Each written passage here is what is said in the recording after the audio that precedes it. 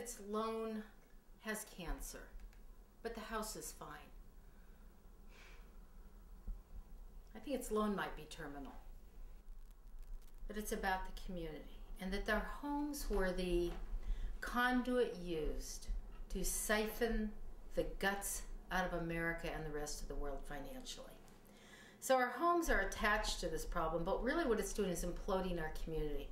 We're watching divorces, bankruptcies, suicides, abuse, family abuse, all kinds of issues and problems that are rising because of the stress of these issues.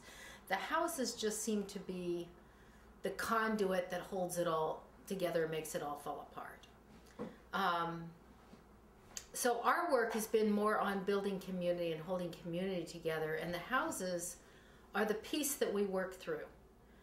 You know, whether or not people keep their houses or lose their houses, we're more concerned with the dignity of the individual. And for some strange and bizarre reason, we have yet to have a homeowner lose their house in our community, in our support group, that has pushed back on the banks. We're here in Southern Oregon, a rural community that has an unemployment rate, probably if you look at unemployed, underemployed, and the self-employed that never could be unemployed, that are unemployed, we're probably looking at about 25% unemployment rate. And it's kind of it's a mess. It's a financial mess. Main Street is shutting down. Small businesses are closing. People are depressed and seem to have no hope. We find that the path out of it is, first off, of getting people to realize we are not our homes. We are not our dead. We are not our stuff. We are not human doings.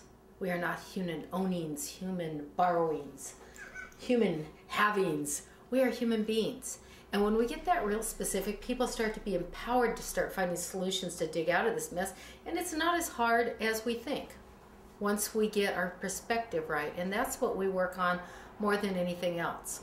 And because of it, we seem to have a lot more people still in their homes. We started Good Grief America because what we noticed was that the homeowners going through this huge mess were in horrific grief that were causing unnecessary divorces, bankruptcies, suicides, drug and alcohol abuse. People were losing their children to DHS because of the stress-related issues going on in households. Some serious monkey business going on, and we have picked our mascot to be these little suckosimians that are sock monkeys. And Great P, what do you have to say about this? Oh, well, man, suck it to them. No, what? I mean, seriously. Yeah, suck it. We're more than a pair of socks, so don't walk on us. Anything else you want to say? I don't know. Sorry, Nano. Here in Oregon, actually, we've got a bloodbath going on with the lenders trying to take the homes, and we say that they're picking the low-hanging fruit. So a lot of us, what we're doing is we're pulling our fruit up. And the ones who are, we're having some pretty good results. Some of us have gotten our foreclosures completely canceled without going to court. We're sitting here a year and a half later, not in foreclosure.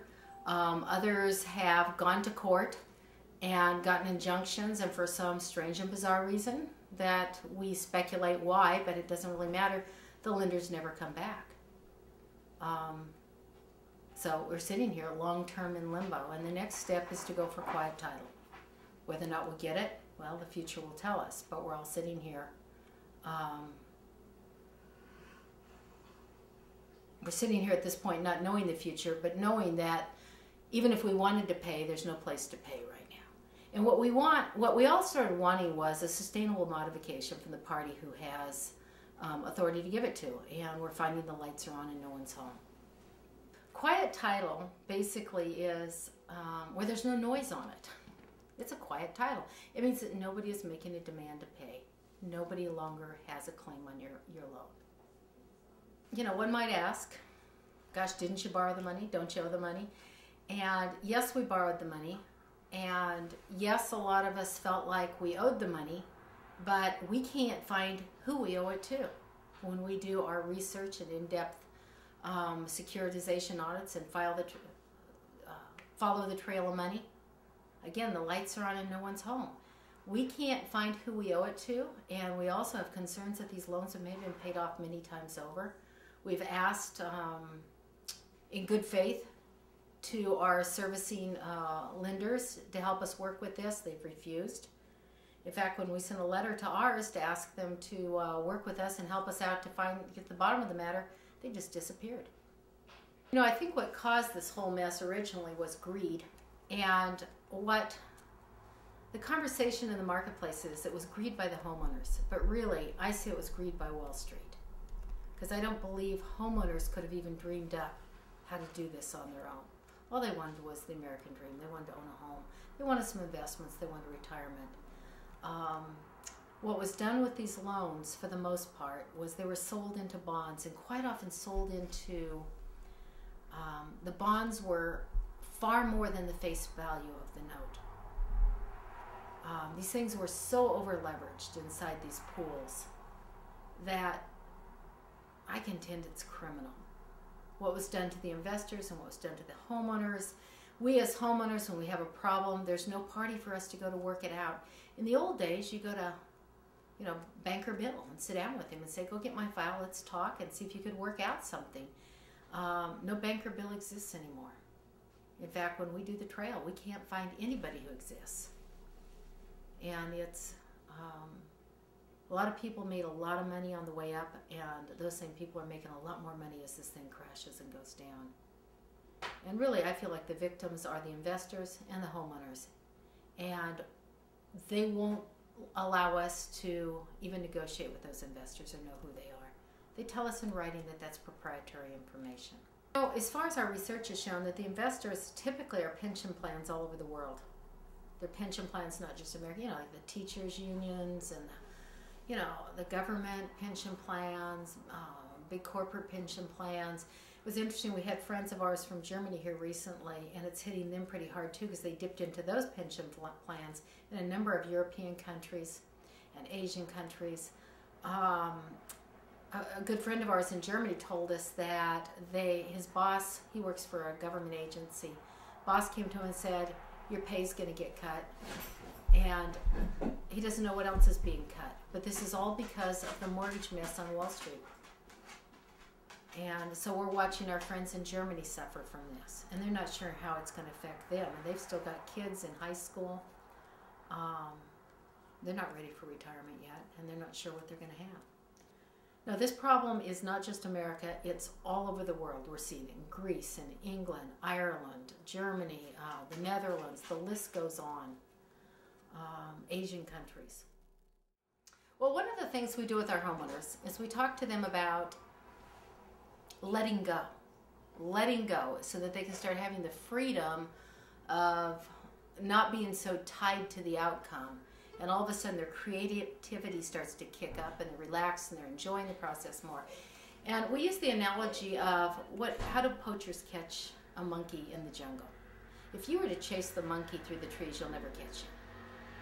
But if you take a coconut, you cut the end out of it, and just big enough to put the little monkey paw through, and the other end just big enough to put a little rope through and then tie it to the tree, what will happen is that the monkey will come along, see that coconut opened up, and stick their hand in there to get the coconut tree out, make a little fist, and their hand can't get back out because of the knot.